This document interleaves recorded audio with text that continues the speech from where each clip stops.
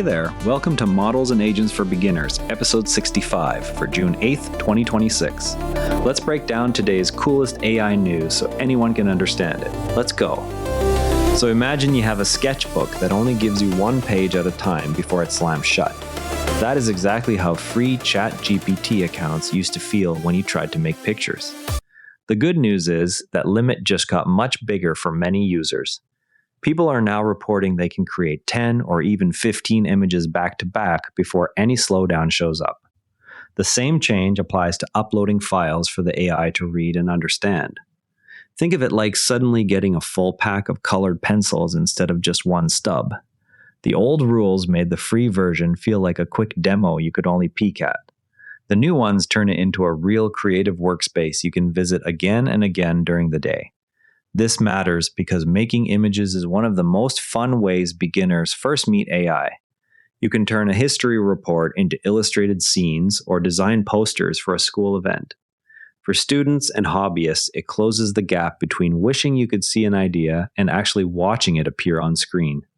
The update is rolling out gradually, so some accounts still have the old limits, while others already enjoy the jump. If your account has not changed yet, just keep checking back over the next few days.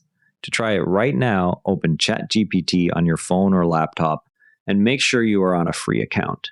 Type a prompt like, draw a friendly robot helping with homework in a cartoon style. Keep going with new prompts and see how many you can make before any waiting message appears. Okay, now for my favorite part of the show, where we look under the hood. You know how when you are texting a friend, your phone guesses the next word before you finish typing? Now picture that same autocomplete working on pictures instead of words. The AI has studied millions of photos to learn what usually comes next in a scene. First, it breaks your text prompt into small pieces it understands. Then it starts with random noise like static on an old TV. It slowly removes the noise piece by piece while checking against everything it learned about shapes, colors, and objects.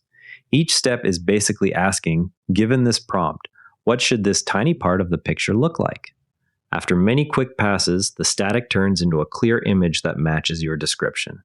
And that is basically what image-generating AI is doing when it creates pictures from your words. So next time someone says diffusion model, you can tell them it is basically super-powered autocomplete for pictures. Not so scary, right? Now let us look at some other cool stuff worth trying.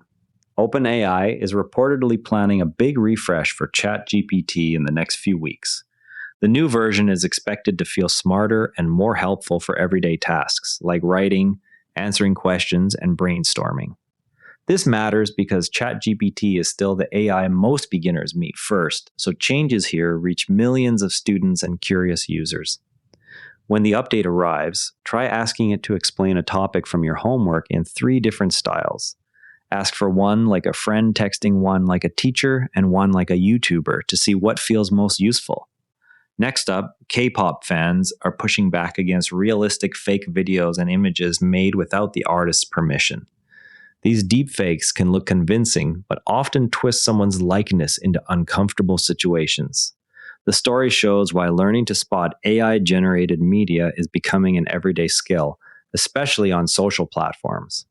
You can practice by searching for AI deepfake examples on a trusted site and comparing them side by side with real photos to train your eye. Here are a couple of quick bits to wrap up the news.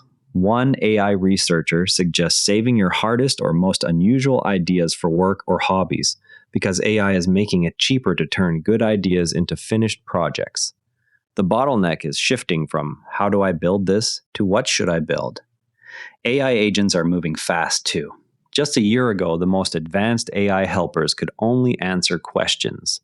Today, they can take actions across multiple tools, which is exciting, but also means we need to think carefully about safety as they get more powerful. And that is a wrap. If any of today's stories made you go, that is cool, go play with it. Curiosity is how every expert started. See you tomorrow.